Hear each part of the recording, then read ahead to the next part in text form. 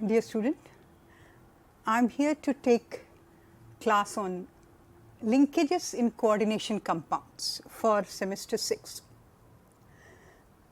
Coordination compounds के बारे में आप सब जानते ही हैं कि कोऑर्डिनेशन कंपाउंड के लिए एक मेटल आयन चाहिए जो इलेक्ट्रॉन पेयर एक्सेप्ट कर सके और एक लिगेंड चाहिए जो इलेक्ट्रॉन पेयर डोनेट कर सके.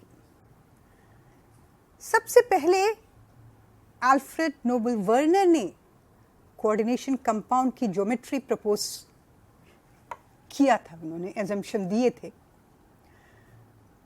पर किस तरह की बॉन्डिंग होगी वो उन्होंने नहीं बताया. For that, for the first time Linus Pauling has given his famous valence bond theory for the coordination compound bonding, and this theory is also known as valence bond approach. And इसमें उन्होंने valence bond theory आप लोगों ने covalent bond में भी पढ़ी होगी. दोनों में एक फर्क है, हालांकि दोनों में ही दो इलेक्ट्रॉन पेयर बनाते हैं और वो electron pair is shared between two atoms. Same thing happens here only, but यहां पर जो दो इलेक्ट्रॉन है that is donated by the ligand only. And coordination compound, जैसे कि as Werner said that metal ion accepts that lone pair, पर यहां पर थोड़ा सा लिनस पॉलिंग ने थोड़ा सा मॉडिफिकेशन किया. इन्होंने कहा कि ये जो कोऑर्डिनेशन बॉन्ड बनते हैं, कोऑर्डिनेशन जो लिगेंड इलेक्ट्रॉन पेयर दे रहे हैं, मेटल आयन एक्सेप्ट करता है, एज सच एक्सेप्ट नहीं कर लेता है. वो एक्सेप्ट करने के पहले मेटल आयन के जो ऑर्बिटल्स है, वैलेंशियल ऑर्बिटल्स, दे गेट हाइब्रिडाइज्ड. मतलब normal quantization is broken, means atomic state जाके हाइब्रिडाइज स्टेट आता है, दैट हाइब्रिड बॉन्ड बनाते हैं. हाइब्रिडाइजेशन क्यों करते हैं, सवाल अब यहां उठता है कि hybridisation, why hybridisation is important? Because you all know that bond form by the formation, by the combination of atomic orbitals are not strong enough than the bond formed by the formation of, by the combination of hybrid orbitals. That's why that Linus has given the concept of hybridization in his theory. और उन्होंने कहा कि that hybrid orbitals are used for the bonding rather than atomic orbitals, and this theory is very useful to predict the shape and stability of the metal complex, and obviously that magnetic behavior is also explained from this. Now, step by step, we can take this Linus Pauling's theory. And basically, we will take the formation of 4 coordination and 6 coordination compounds complexes. 4 coordination compounds में हम as an example हम D8 complexes का formation देखते हैं. Example के तौर पे यहां पर निकल एटम का box diagram is given, that 3D8 and 4s2 configuration is shown here. अब यहां पर आप देखिए कि 3D8 में 2 unpaired electrons and 4s2 valential electron. When nickel forms 2+ ion, then valence shell 4s electrons are lost. And now nickel 2 plus is having 3d8 configuration only. And for the formation of complex, for example, in the formation of nickel cyanide complex, this nickel ion undergoes hybridization. How DsP2 hybridization is happened? For that, Linus Pauling said that as the requirement of the hybridization, the electron in valence shell, electron in d orbital get paired up. अब paired up हो गए, this d orbital is vacated and that is utilized for the formation of hybridization, and now DsP2 hybridization is happened and the complex tetracyanonickelate is formed. Similarly, next congener of nickel, that is for palladium it is 4d8, platinum it is 5d8. I have written here in combined state that this slash is differentiating between palladium and platinum's configuration. For palladium it is 4d8, 5s2, 5p0, and for platinum it is 5d8, 6s2 and 6p0 configuration. Here again, as a requirement of hybridization for the formation of complex, this pairing of d electron is done, and now DsP2 hybridization, that vacated orbitals, d orbitals and s orbital is already vacated for as in the formation of +2 ion, and now this DsP2 hybridization happens. So,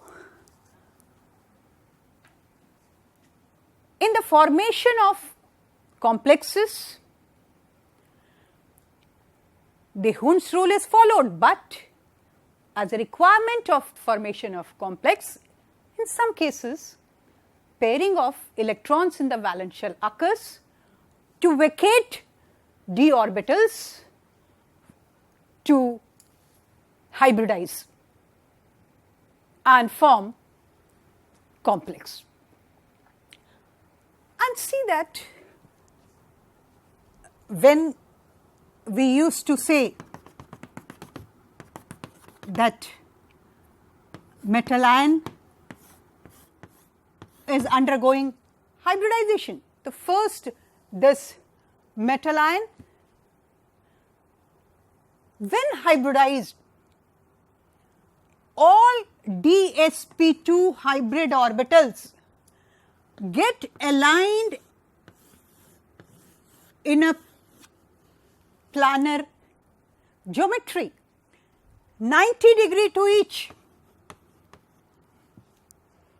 And when this alignment occurred according to the DsP2, now this hybridized orbitals gives एक shape दे रहा है इस complex के लिए. अब ये according to this hybridisation alignment हो गया. नाउ अब लिगेंड जो है, लिगेंड का फील्ड ऑर्बिटल्स ओवरलैप करता है इन हाइब्रिड ऑर्बिटल्स से, and a coordinate bond is formed between ligand and metal, and now it is a square planar complex. In all square planar complexes, DsP2 hybridized orbitals are there, और इस तरह से metal complex formation होता है. But in some cases, for example, in case of nickel chloride, nickel 2 plus ions are here, and when it forms nickel chloride complex, then what happens? This electron do not get paired up, and so this d orbital is not vacated. जब pair up नहीं हुआ तो ये d orbital तो खाली हुआ ही नहीं.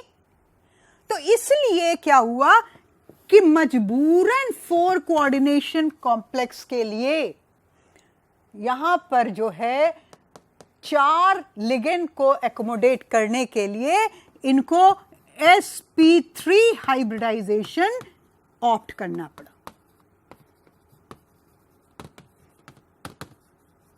तो sp3 हाइब्रिडाइजेशन यहां पर ऑप्ट हुआ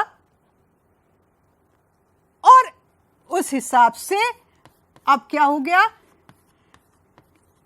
कि ये टेट्राहीड्रल निकल कॉम्प्लेक्स बन गया. यहां दोनों में फर्क क्या है कि इस कॉम्प्लेक्स में जो निकल आयन का ये निकल 2 प्लस आयन का जो कॉन्फ़िगरेशन था that is changed, but in case of निकल chloride this configuration remains as such. So, Linus Pauling have seen for the D8 complexes कि कुछ में तो पेयरिंग हो जाती है, d ऑर्बिटल वेकेट हो जाते हैं, और कुछ में जो है पेयरिंग नहीं होती.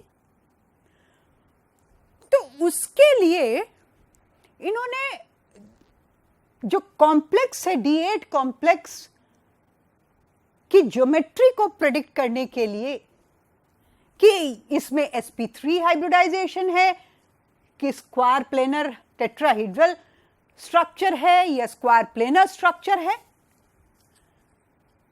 इसको प्रेडिक्ट करने के लिए इन्होंने एक बहुत इंपॉर्टेंट रूल निकाला. उन्होंने दिया, उन्होंने कहा it is, and that rule is known as magnetic criterion of bond type. इस रूल के हिसाब से हम जो है D8 कॉम्प्लेक्सेस की ज्योमेट्री को प्रेडिक्ट कर सकते हैं. अब सवाल यह होता है कि हमको उस कॉम्प्लेक्स की मैग्नेटिक प्रॉपर्टीज मालूम होनी चाहिए. अब मैग्नेटिक प्रॉपर्टीज कैसे मालूम करते हैं? सिंपल, कोई भी कंपाउंड लो, हम डी ऑर्बिटल की ज्योमेट्री तो देख नहीं सकते, बता नहीं सकते कैसे कि उसका ऑर्बिटल तो हमको दिखेगा नहीं. तो उसके लिए क्या है, हम सब्सटेंस को लेते हैं और उसको मैग्नेट के पास अगर हम ले आए तो आपको मालूम है कि अगर पैरामैग्नेटिक सब्सटेंस होगा तो it will be attracted by the magnet. और पैरामैग्नेटिक सब्सटेंस कब होंगे? जब उनके पास अनपेयर्ड इलेक्ट्रॉन होगा. जब किसी metal complex, metal ion, metal atom के पास, मेटल या एलिमेंटल एटम किसी के पास भी अनपेयर्ड इलेक्ट्रॉन होते हैं उसके वैलेंस शेल में, तो that substance shows paramagnetic behaviour. और इस तरह के सब्सटेंसेस को पैरामैग्नेटिक सब्सटेंसेस कहते हैं. And that paramagnetic substances get attracted by the magnet. बहुत सिंपल हो गया. अब ये जो है this nickel chloride complex get attracted by the magnet. तो इसका मतलब है this will be paramagnetic. और ये जो है निकल साइनाइड जो है कॉम्प्लेक्स है, this will not be attracted by the magnet because it is having all paired electron. So it is diamagnetic. So diamagnetic substances have very low degree of paramagnetism or zero magnetism. So here the magnetism is zero, magnetic moment is zero. So it will not be attracted by the magnet. तो हमको पता लग गया कि ये जो है निकल क्लोराइड कॉम्प्लेक्स जो है पैरामैग्नेटिक है मैग्नेट की मदद से, और ये जो है डायमैग्नेट है. तो मैग्नेटिक क्राइटेरियन रूल के हिसाब से अगर हमको किसी भी सब्सटेंस D8 कॉम्प्लेक्स का अगर मैग्नेटिक बिहेवियर पता है तो we can predict its geometry. If it is paramagnetic then it will be a tetrahedral complex, and if it is square planar, the square planar, then it will be if it is diamagnetic, then it will have square planar geometry. So simply this magnetic criterion rule defines that helps to predict the geometry of the D8 complexes if their magnetic behavior is known, and if the complex is paramagnetic, then it will have tetrahedral geometry, and if it is diamagnetic, then it will have square planar geometry. Okay? Then it is all about for the 4 coordinated compounds. Let us go to see 6 coordination compounds. Here I am rubbing this nickel. In place of that,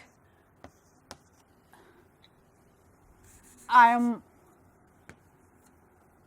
taking the example of cobalt D7 configuration, and in the formation of cobalt 3 plus ion, it loses its 4s electron, then it is D7 configuration, and one more D electron is lost. तो अब configuration क्या हो गया? cobalt 3 plus ion में 3D6 configuration 4s0. जब हम cobalt amine complex लेते हैं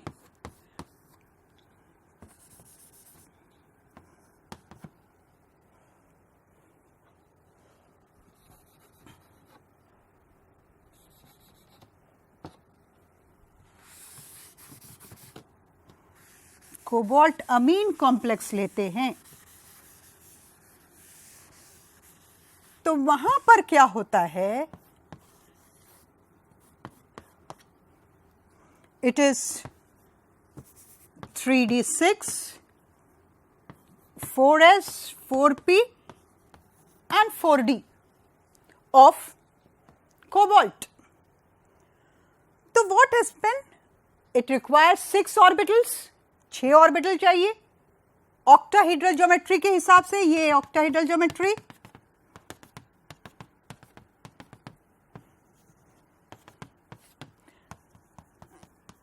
NH3, NH3, NH3, NH3, NH3 and NH3, and सभी जो है NH3 ligands are donating an electron pair.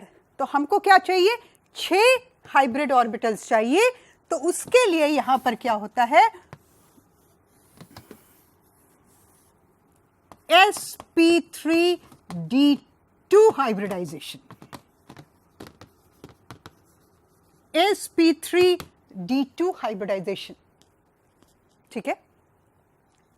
तो अब जो है यहां पर जो d ऑर्बिटल्स, जैसा कि यहां पर थे निकल साइनाइड के केस में, एक और हम चीज बताना चाहेंगे, यहां पर जो इकलौता d ऑर्बिटल जो पार्टिसिपेट कर रहा है वो कौन सा d ऑर्बिटल है, क्योंकि यहां पर अलोंग x डायरेक्शन और ये अलोंग y डायरेक्शन है और परपेंडिकुलर z डायरेक्शन। तो x और y डायरेक्शन में जो ऑर्बिटल होंगे, जिस ऑर्बिटल का लोब होगा वो d ऑर्बिटल पार्टिसिपेट करेगा। ऑब्वियसली कौन सा orbital? Yes, it is dx² minus y² for the square planar complex.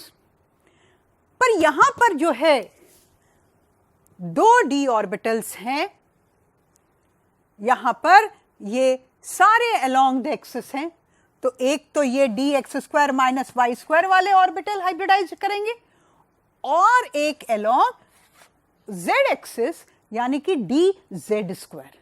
तो जो दो orbital d orbital which fulfils the symmetry requirements are dx² minus y² and dz²।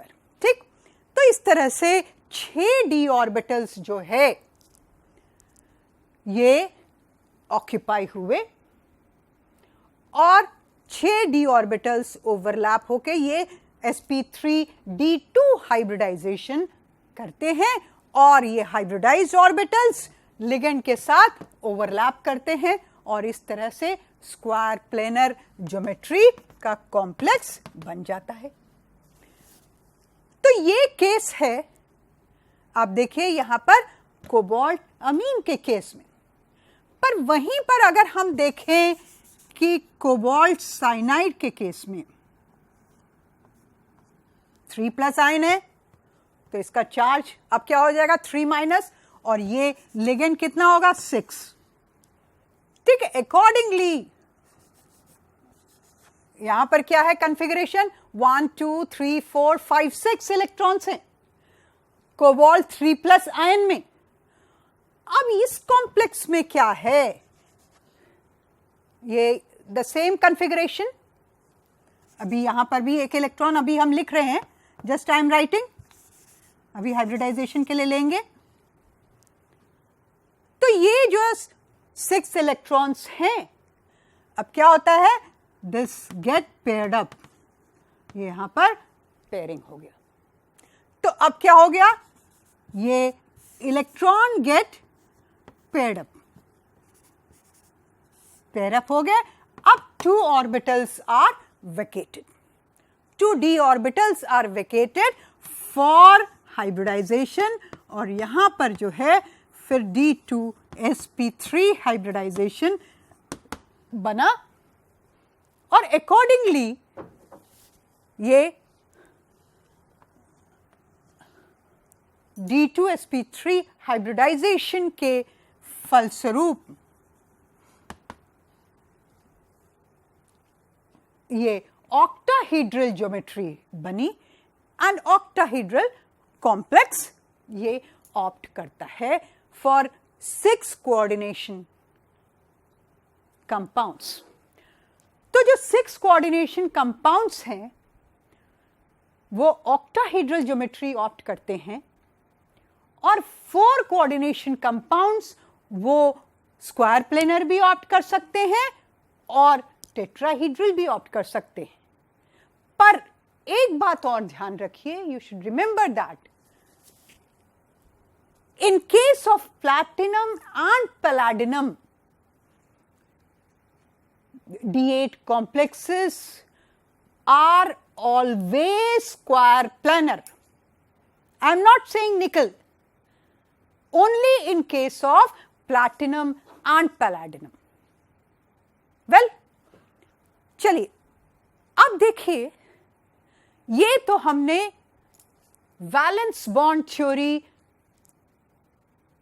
For the formation of coordination bond in complex compounds हमने देखा for 4 coordination and 6 coordination compounds के लिए। अब यहीं पर आप देखिए, इसमें इन दोनों को ही कंपेयर करिए, तो क्या है कि इन केस ऑफ निकल साइनाइड,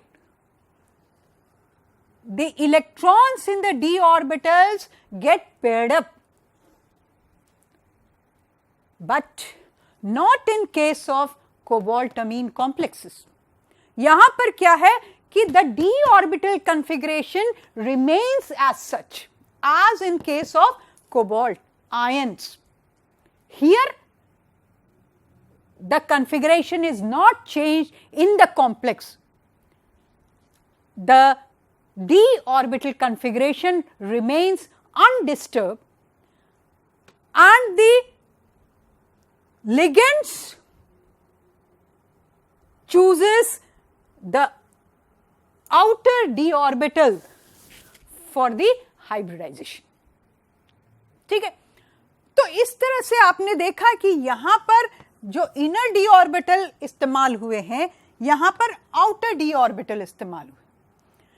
इसी तरह से यहां पर जो है इनर d ऑर्बिटल इस्तेमाल हुआ है। आप निकल क्लोराइड का थोड़ा सा रिकॉल करिए। निकल क्लोराइड के केस में देन आई एम हैविंग, आप अगर इसको फोकस करें,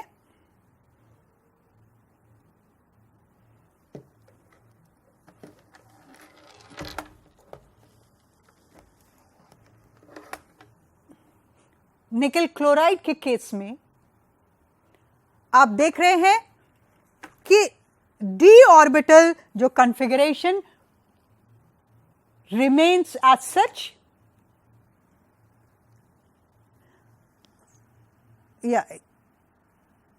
यहां पर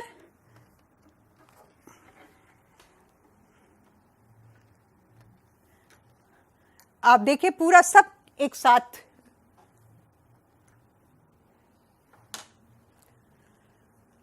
यहां पर कोशिश की है कि पैलेडिनम d orbitals, inner d orbitals are used. निकल साइनाइड के केस में inner d orbitals are used, but in case of nickel amine complexes, that inner d orbital configuration remain as such as in the case of in nickel ion. Here 6 coordination compounds.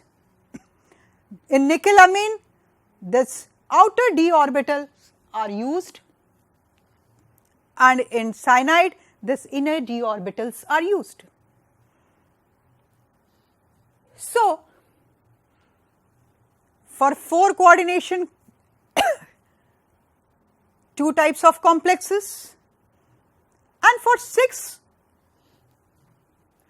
coordinated compounds again 2 types of complexes are observed.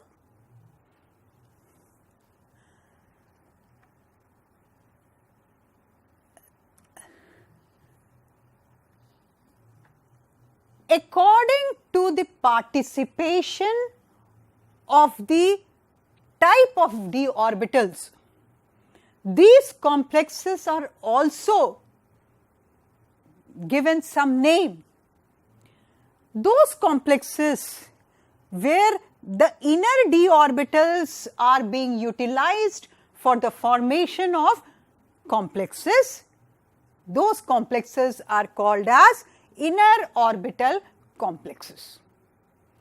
अब जिसमें inner d orbital participate करते हैं उन्हें जो है inner d orbital complexes नाम दिया गया, और जो आउटर d orbitals जिनमें अब देखिए आउटर d orbital इसमें sp3 हाइब्रिडाइजेशन d8 कॉन्फ़िगरेशन वाले में, और यहाँ पर आपने देखा कोबाल्ट के केस में, कोबाल्ट अमीन के केस में the inner d configuration remains as such as in the metal ion. The metal ion configuration is not disturbed in the formation of complex, and that type of complexes is known as outer orbital complexes. That complexes are known as, now we are having two types of complexes, those in which inner d orbitals are utilized, and secondly those in which the ligands utilizes outer hybridized orbitals for the complex formation. Accordingly, they are named as inner orbital complexes and outer orbital complexes. If you will observe minutely the configurations of these complexes, you can predict easily their nature.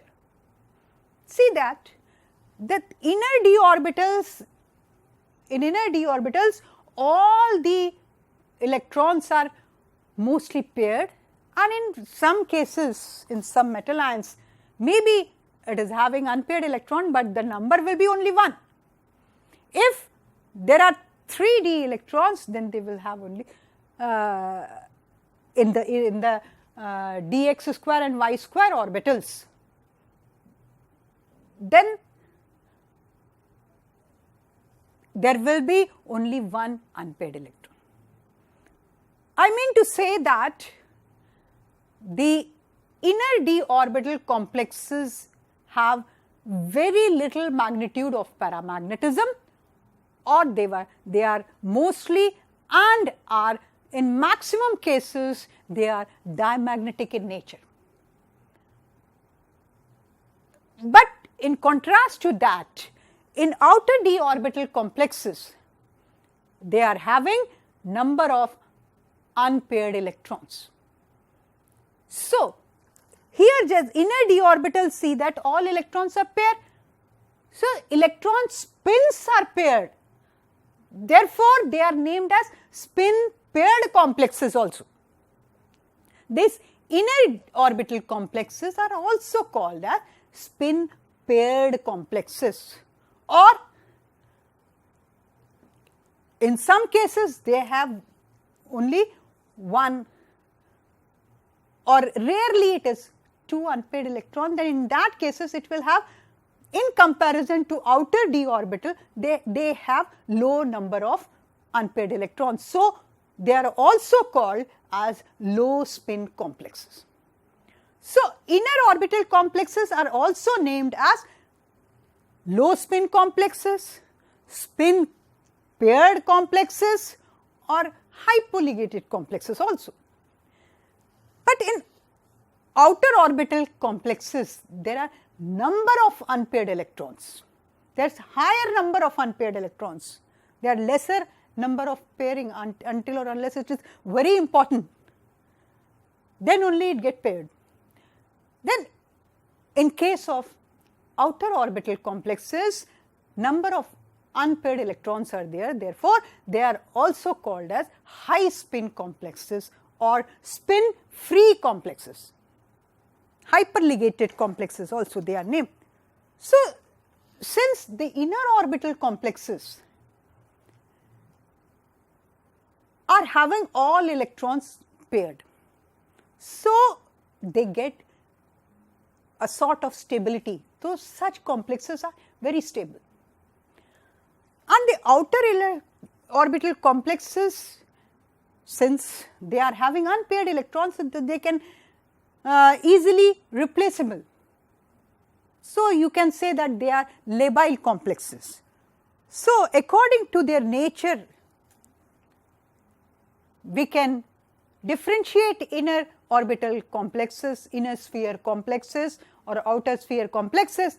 That inner sphere complexes are stable, having low spin, and accordingly they are diamagnetic in nature, and therefore they are called low spin complexes or spin paired complexes.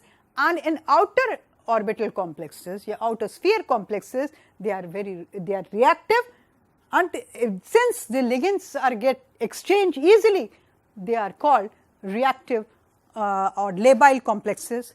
And since they are having unpaired number of unpaired electrons, more number of unpaired electrons, they are called high spin complexes, and accordingly they are paramagnetic in nature.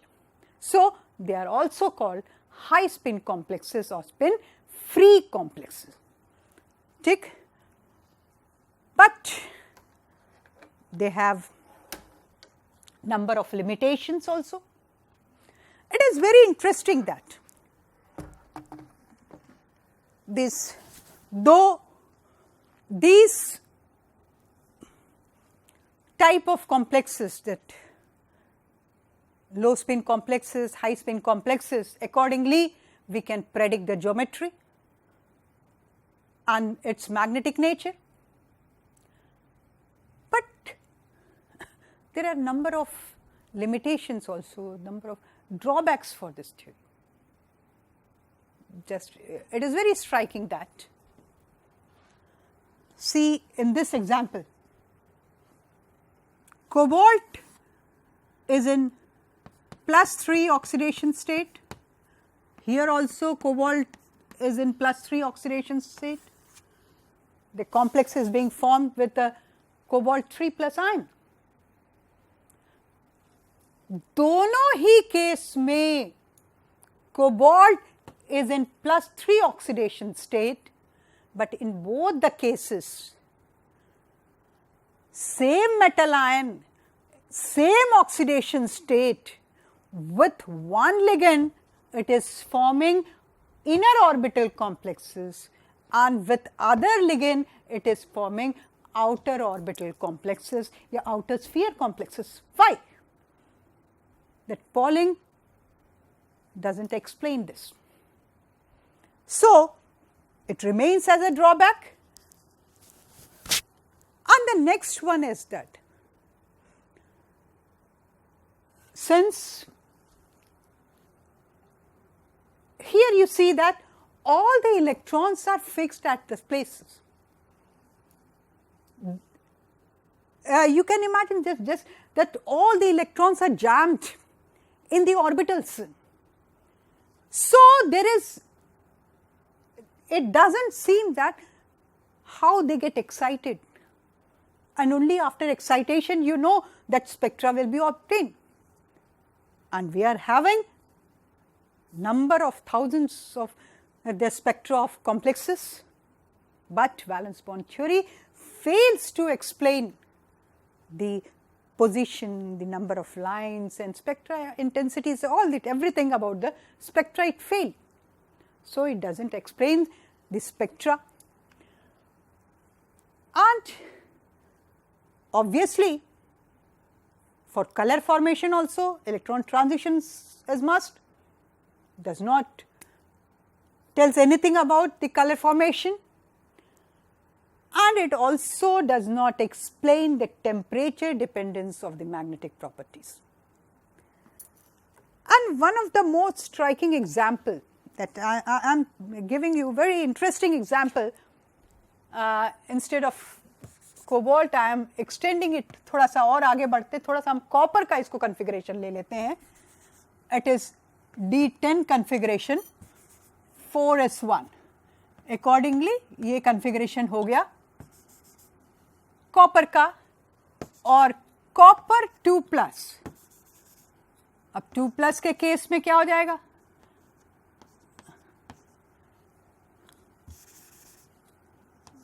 ये 3d9, मतलब एक s का electron एक d का electron निकलेगा copper 2+ में. अब क्यूप्रामीन complex जो बनता है,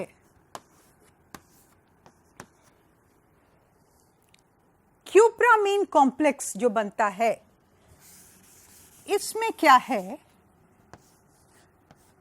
कि आप देखेंगे सिंपली 4 लिगेंड है, यहां पर 4s और 4p ऑर्बिटल्स 4 खाली हैं, तो obviously it will be hybridized, sp3 hybridized, it will get undergo sp3 hybridization, and accordingly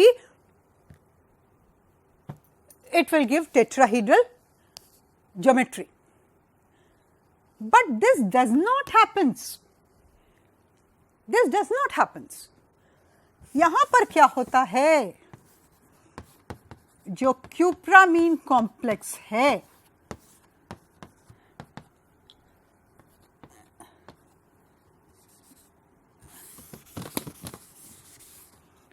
ये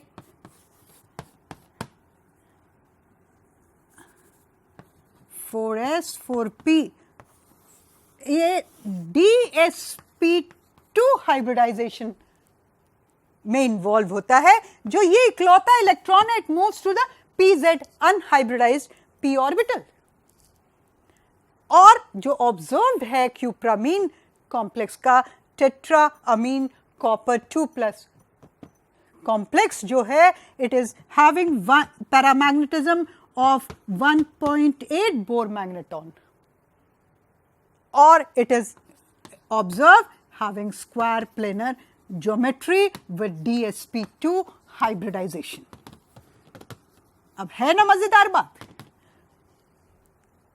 कि अच्छा खासा it is having 4 sp3 hybrid orbitals for the formation of complex, but it forms square planar complex, and this now moves to the unhybridized pz orbital. तो क्या है कि y और ये जो pz orbital में है गया है, इसका मतलब है कि this electron is taking its position in outermost orbital. तो this can be easily remove. So इसका कंसिक्वेंसेस क्या है कि कॉपर 2+ से आराम से जो है कॉपर 3+ बन सकता है। That copper 2+ can be easily oxidised because of this, but this does not happens easily. This does not happens easily. It is not a very common process. It is stable one, it is stable. तो why this does not happens, why this does not happens, Pauling cannot answer these questions. So it remains as a drawback. Similarly, जैसे कि magnetic criterion rule के हिसाब से कि अगर अगर diamagnetic complex है तो it will have square planar geometry, और अगर पैरामैग्नेटिक है तो it will have tetrahedral geometry, it will have tetrahedral geometry. पर जैसे निकल के केस में भी कॉपर, अगर हम इसको D8 का केस देखते हैं, अगर इसको समझ लीजिए आप, for D8 for the time being हम ये D8 बना रहे हैं, तो अगेन यहां पर निकल के केस में क्या होता है कि this one electron moves to, जिसका इस तरह से यहां पर चला जाता है, यहां पर आ जाता है, and this orbital get vacated in some of the nickel complexes, DsP2 hybridisation occurs. तो अब यहां देखिए निकल के केस में यहां पर दो अनपेयर्ड इलेक्ट्रॉन हैं। इसका मतलब है this complex will be paramagnetic, है कि नहीं? This complex will be paramagnetic. अब मैग्नेटिक क्राइटेरियन रूल क्या कह रहा है? पैरामैग्नेटिक है तो टेट्राहीड्रल ज्योमेट्री होगा, but no, it is having square planar geometry. तो again this rules out magnetic criterion rule. तो इस तरह से there are number of drawbacks. तो for that, to remove that drawback, we have to move some more advanced theory, and some of the drawbacks is removed in the crystal field theory. We will discuss it in next lecture. Thank you.